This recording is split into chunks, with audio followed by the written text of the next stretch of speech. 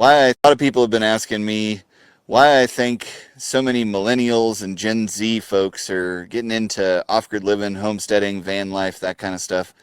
So let's talk about it. You ever been in a relationship with a liar? I mean, like a dyed-in-the-wool, lies about stupid things, habitual liar. I mean, the ones that can't even help themselves. The relationship goes a little something like this. They tell you a lie, you question the lie. They tell you another lie to cover that lie up. You question it, and when it becomes abundantly clear that they can no longer lie to you, they attack you or your character to anyone who will listen. That also describes the relationship between our society as a whole and the younger generation. The older generations basically destroyed the economy, strip mined all of the future wealth and opportunity, as well as, and most importantly, hope, through their voting practices both politically and with their wallets through investments in what they valued. They also gave away a ton of their personal liberties in exchange for convenience and security right now, not even taking into consideration what that was going to mean for future generations. All the while, they told the younger generation all they had to do was get good grades, go to college, get a good job,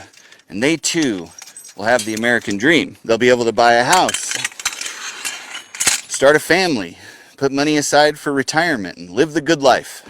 That was a lie.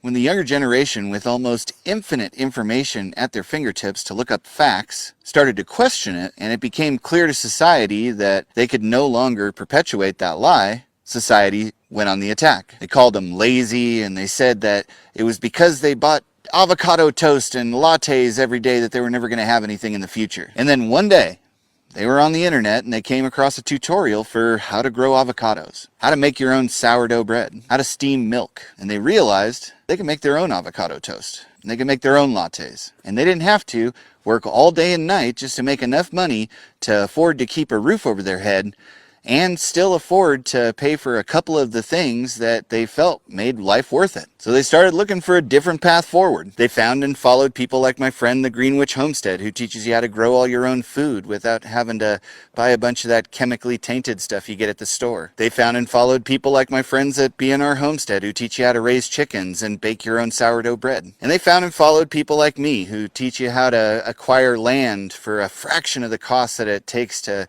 live in an apartment piled on top of 100 other people who are in the same position, while also teaching you how to make your own solar array and live off the grid. They set out to learn how to provide for themselves without having to fall for the lie that they've been told their whole life. Here's the thing about a liar. Their lies only work so long as you don't seek out and find the truth. And that society requires your dependence and reliance to stay relevant. The younger generations may not want to work their entire lives away without a glimmer of hope, just to make up for the mistakes and misdeeds of their mothers and fathers. And society, at its most defensive, can call them lazy for that. But two things that they are not is quiet and stupid. In the last couple of years, they started hearing that they didn't have to be reliant or dependent either, and that got their attention. So I think that is why they look to creators in the off-grid living and homesteading world and ask how. And I, for one, am going to do everything I can to answer that question. And honestly, I can't wait to see what they do with everything else that they find out.